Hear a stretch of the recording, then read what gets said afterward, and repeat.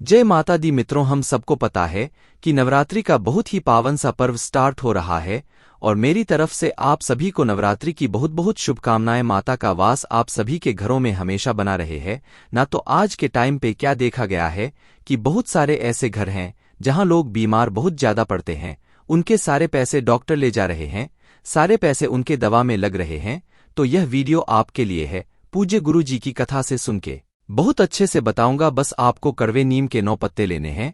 छोटा सा उपाय करिएगा, कभी भी आपके घर में बीमारी प्रवेश नहीं कर पाएगी। नवरात्रि का पावन सा महीना स्टार्ट हो रहा है तो आप सभी को उपाय जरूर करना, ठीक है। कोई जरूरी नहीं कि यह उपाय आप नवरात्रि के पहले दिन करो, दूसरे दिन, पूरी नवरात्रि में जब भी आपको टाइम मिलता है, जब भी आप इस वीडियो को देख रहे हो, उपाय कर सकते हो, ठीक है।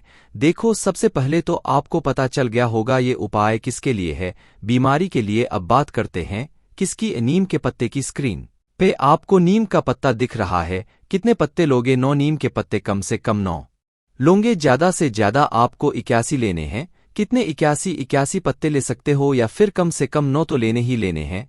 कहोगे भैया आपने बताया कि हमें 9 नीम के पत्ते लेने हैं, दिखा रहे हो यहाँ आम के पत्ते। देखो यहाँ पे आम के पत्ते मैं इसलिए दिखा रहा हूँ कि ज्यादातर लोग क्या बनाते हैं, आम के पत्ते की बंदरवाल बनाते हैं। आपके पास में 2 ऑप्शन है। अगर आपके घर में धन संपदा की बहुत ज्यादा कमी होती है, मां लक्ष्मी का वास नहीं है, तो आप अपने घर के दरवाजे पे आपको आम के पत्ते की बंदरवाल बना करके नवरात्रि के पूरे 9 दिन में कभी भी जब भी आपको टाइम मिलता है, जब भी आपको समझ में आए, इस तरीके से अपने घर के दरवाजे पे आप लगा सकते हैं। इससे मां लक्ष्मी की आगमन आपके घर में स्टार्ट हो जाएगा। धन संपदा की कमी आपके घर में कभी भी नहीं होगी, ठीक है। पहली चीज समझ में आई। अब बात करते हैं कड़वे नीम के पत्ते की बीमारी के उपाय के लिए करते हैं। कड़वे नीम के पत्ते का उपाय तो जो मैंने आपको 9 नीम के पत्ते की बात की है, जहां जहां पर आपने आम के पत्ते को लगाया है, उन्हीं जगह पे आपको कम से कम 9 नीम के पत्ते और ज्यादा से ज्यादा 81 नीम के पत्तों की बंदरवाल इस तरीके से बनानी होगी, एक के बाद एक धागे को बांध करके डंडी में, और आपको ऐसे बंदरवाल बना करके और अपने घर के मेन गेट पर इस तरीके से लटका देना। इससे क्या होता है, अगर आप इस उपाय को चैत्र नवरात्रि में करते हैं तो जीवन में कभी भी आपके घर में बीमारी प्रवेश नहीं कर पाएगी। और जो भी इंसान आपके घर में बहुत दिनों से, बरसों से बीमार पड़ा हुआ है, उसकी बीमारियां भी धीरे धीरे करके खत्म जरूर होंगी, ठीक है। बात आ रही क्या समझ में? तो आप सभी लोगों को इस पूरी नवरात्रि में जब भी आपको टाइम मिलता है, इस उपाय को करेंगे। और जब नवरात्रि के 9 दिन पूरे हो जाएं, उसके बाद में 9वें दिन इसको निकाल करके किसी पेड़, तालाब, सरोवर, कुआं, बावड़ी में ले जाकर के समर्पित कर देंगे या विसर्जन कर देंगे, ठीक है। करिएगा जरूर। तो यहाँ पे हम लोगों ने पहले उपाय की बात कर ली है, आगे बढ़ते हैं अब इस वीडियो के हम लोग अपने दूसरे उपाय की तरफ। और आपको पता है कि यह जो दूसरा उपाय है वो भी आपको नीम के पत्ते के साथ ही करना है, क्योंकि भैया इसके क्या फायदे होंगे? इसके फायदे 2 हैं।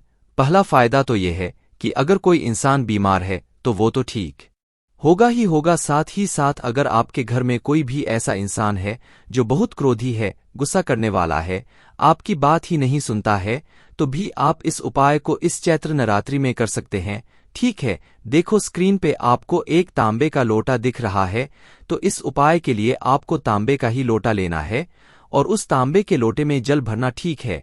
जल भर लिया। जल को भरने के बाद में फिर से हमें नीम के पत्तों की जरूरत होगी। यहाँ पे गिनने की जरूरत नहीं है, 2 से 3 नीम के पत्ते लेंगे, इससे ज्यादा लेने की जरूरत नहीं है, ठीक है। क्या करेंगे, उन 2 से 3 नीम के पत्तों को इसी कलश के अंदर, इसी तांबे के लोटे के अंदर डाल देंगे। और डालने के बाद में जो इंसान बीमार है या फिर जो इंसान क्रोध करता है, गुस्सा करता है, जब वो इंसान सो रहा हो किसी भी दिन पूरी नवरात्रि में, आपको उसके सर से लेकर के पैर तक 21 टाइम्स, कितनी बार? 21 बार क्लॉकवाइज डायरेक्शन में, जिस दिशा में घड़ी घूमती है, आपको घुमाना होगा, ठीक है। घुमा देना। उसके हाथों से उस कलश को स्पर्श कराएंगे और जिस नीम पेड़ की पत्ती आपने उस कलश में डाली थी, उसी नीम के पेड़ के नीचे लेके जाएंगे और उस जल को यहाँ पे समर्पित कर देंगे। आपको पता होना चाहिए जब नवरात्रि स्टार्ट होती है तो पूरे के पूरे 9 दिन माता का जो वास होता है वो नीम पेड़ के नीचे माना जाता है।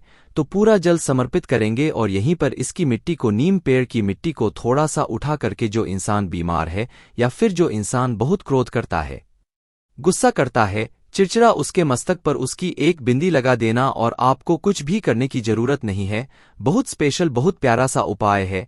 आप सभी को इस उपाय को इस पूरी नवरात्रि में जब भी आपको टाइम मिलता है, आप इस उपाय को जरूर करेंगे, ठीक है ना। बात आई क्या समझ में? तो दो उपाय की हमने बात कर ली है, आगे बढ़ते हैं। अब इस वीडियो के हम लोग अपने तीसरे उपाय की तरफ, और यह जो तीसरा उपाय है वह आपको करना है लौंग के साथ में, ठीक है। क्या इसके फायदे होंगे, कैसे करना है, कहाँ पे करना है, सब कुछ बताऊंगा, लेकिन जल्दी से कर दीजिए वीडियो को लाइक। और जितने भी भाई बहन मेरी आवाज पहली बार सुन रहे हैं, अचानक से चैनल पे आ गए हैं, तो जरूर चैनल को सब्सक्राइब करिएगा, ठीक है ना। देखो समझते हैं। सबसे पहले तो मैं आपको बता दूं इस उपाय के बेनिफिट क्या होंगे, फायदे क्या होंगे। अगर आपकी फैमिली में कष्ट बहुत ज्यादा है, अब वो चाहे आपकी परिवार को लेके हो, मनोकामना को लेकर हो, व्यापार है, नौकरी है, कोई भी दिक्कत अगर आपके घर में है, तो आप इस उपाय को करेंगे, ठीक है। ज्यादा कुछ नहीं करना है, सिर्फ आपको 2 लौंग लेने हैं। कितने लौंग लोगे? सिर्फ 2 लौंग लेंगे। इस 2 लौंग को एक तांबे के लोटे में जल भरेंगे और जल के अंदर लौंग को नहीं डालेंगे, लौंग को अलग से रखेंगे, जल को अलग से रखेंगे और पहुंचेंगे फिर से कहाँ पे? नीम पेड़ के नीचे। मैंने अभी अभी आपको बताया है कि पूरी नवरात्रि में जो भी साल में 2 नवरात्रि पड़ती है, दोनों नवरात्रि में माता का जो वास होता है वह नीम पेड़ के नीचे होता है।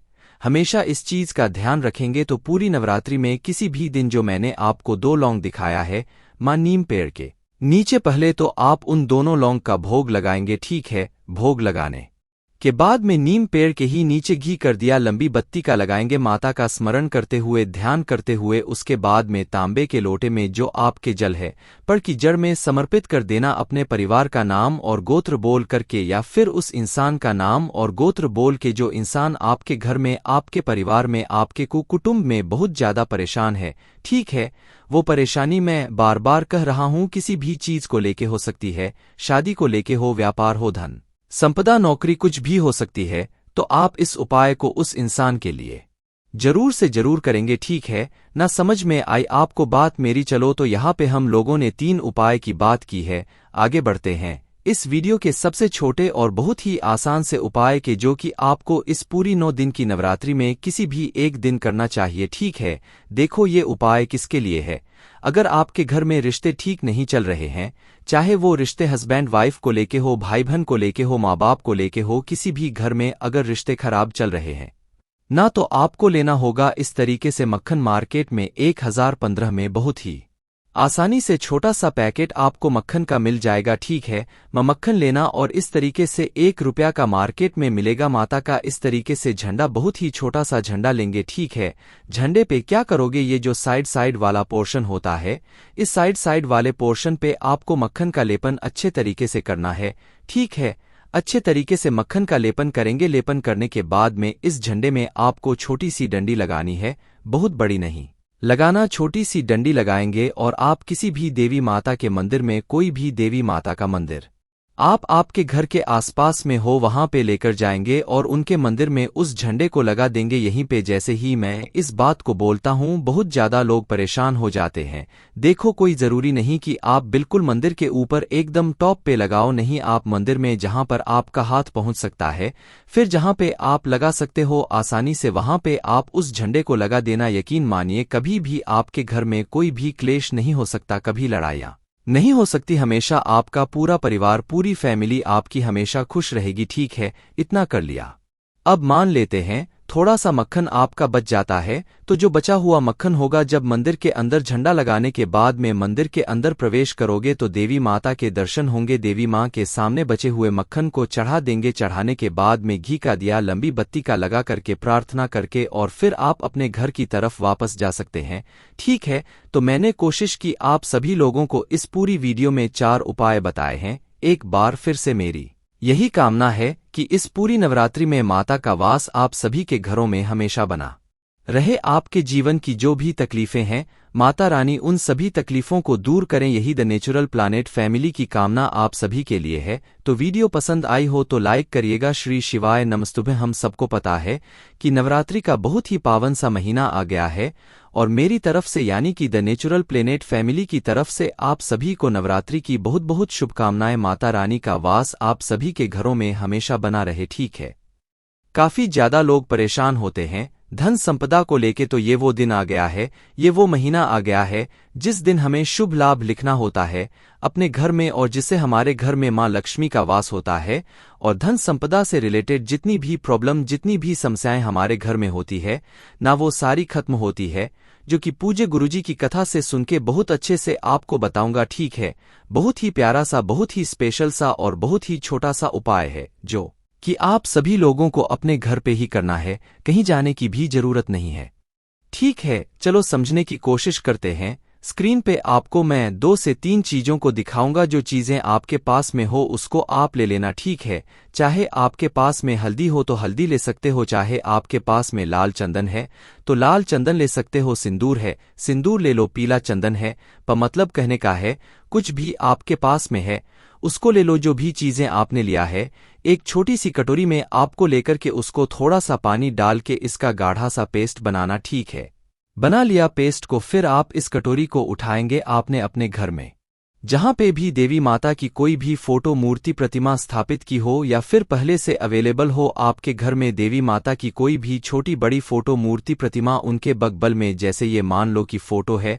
बाकी ये वाला पोर्शन पूरा 1 मिनट, ये जहां मैं रेड कलर से मैंने पूरा अंडरलाइन कर दिया ना, मैं मान के चल रहा हूं कि ये क्या है, ये आपका दीवाल है आपके घर का। अब आपको क्या करना है, देवी माता की जहां भी फोटो लगी हो उसके एक साइड में रिद्धि के नाम की एक छोटी सी बिंदी लगाओगे और दूसरे साइड में सिद्धि के नाम की छोटी सी बिंदी लगाओगे। इस नवरात्रि के 9 दिन में जब भी आपको टाइम मिलता है, जब भी आप इस उपाय को कर रहे हो, जब भी वीडियो को देख रहे हो, ठीक है। अब इससे भी अच्छा यह है कि अगर आपके दीवाल पे जगह है तो एक साइड में आपको शुभ लिखना होगा और दूसरे साइड में आपको लाभ लिख देना होगा। इससे क्या होता है, माँ लक्ष्मी का जो वास होता है हमारे घर में होता है। रिद्धि सिद्धि के नाम से अगर आपने इस उपाय को कर लिया तो माँ लक्ष्मी का वास आपके घर में हमेशा बना रहेगा। इवन की नवरात्रि के 9 दिन के बाद जब माता का विसर्जन होता है, कलश का विसर्जन होता है, उसके बाद देवी माता अपने अपने स्थान पर जाती हैं। लेकिन अगर आपने शुभ लाभ लिख दिया तो माँ लक्ष्मी आपके घर में ठहर जाएंगी, रुक जाएंगी, जिससे आपके घर में कभी भी धन संपदा को लेके कोई प्रॉब्लम नहीं हो सकती। ठीक है, तो आप सभी लोगों को जरूर करना है। पहले उपाय की बात हो गई है, आगे बढ़ते हैं। अब इस वीडियो के हम लोग अपने दूसरे उपाय की तरफ, और दूसरा उपाय तो फोटो देख के ही आपको समझ में आ गया होगा कि ये किसके लिए होगा। ठीक है, मान लेते हैं कोई इंसान आपके घर में बीमार बहुत दिनों से पड़ा हुआ है, उसकी बीमारी ठीक नहीं हो पा रही है, या फिर कोई इंसान आपके घर में ऐसा है जो क्रोध बहुत कर रहा, गुस्सा बहुत कर रहा है, तो उसी गुस्से को खत्म करने के लिए आपको इस उपाय को करना होगा। ठीक है, समझिए आपको क्या करना है। हल्दी लेनी होगी, लेकिन इस बार आपको पिसी हल्दी की जरूरत नहीं है, हमें खड़ी हल्दी को लेना होगा। कितनी? 5 खड़ी हल्दी को लेंगे। कितनी? 5 खड़ी हल्दी लेंगे। लेने के बाद में आपको उस 5 खड़ी हल्दी को लेकर के जाना होगा बेल पेड़ के नीचे। यहाँ स्क्रीन पे आपको पीपल का पेन गलती से दिख रहा होगा, तो आपको पीपल पेन नहीं बेल पेन के नीचे जाना है। जो भी आपने हल्दी लिया है, 1 मिनट में कलर चेंज कर लूँ। जो आपने हल्दी लिया है, सबसे पहले उस हल्दी को बेल पेड़ के नीचे एक एक करके यहाँ पे आपको रख देना होगा। ठीक है, कहाँ रखोगे? बेल पेड़ के नीचे उन 5 हल्दियों को पूरी नवरात्रि में किसी भी दिन एक एक करके रख देना। ठीक है, रखने के बाद में आपको वहां पर बैठ जाना है, प्रार्थना करना, विनती करना कि हमारे घर में ये इंसान है बहुत क्रोध करता, गुस्सा करता, या फिर बहुत दिनों से बीमार चल रहता, आप हमारे घर से इस इंसान को ठीक कर दें, और जो भी बीमारियां हमारे घर में है आप उसे बाहर करें। इतना प्रार्थना करने के बाद में इसी हल्दी के ऊपर आपको एक एक बेलपत्र भी समर्पित कर देनी है, और घी का दिया लंबी बत्ती का वहां पे लगाना, प्रार्थना कर लेना। जब वह दीपक ठंडा हो जाए तो बेलपत्र को वहीं पे चढ़ा देंगे, और जो 5 हल्दी की गांठ है उसको उठा करके आप लेकर चले जाएंगे अपने घर पे। ठीक है, घर पे पहुंच के जिस भी डिब्बे में आपके हल्दी रखी जाती है, उन्हीं 5 गांठ की हल्दियों को आप अपने हल्दी के डिब्बे में रख देना, और जब भी आपके घर में खाना बनेगा उन हल्दी का इस्तेमाल पिसवा करके कर लेना। आपके घर का जो इंसान बीमार पड़ा है या बीमार होने वाला है, उस इंसान की बीमारियां धीरे धीरे करके खत्म जरूर होंगी। ठीक है,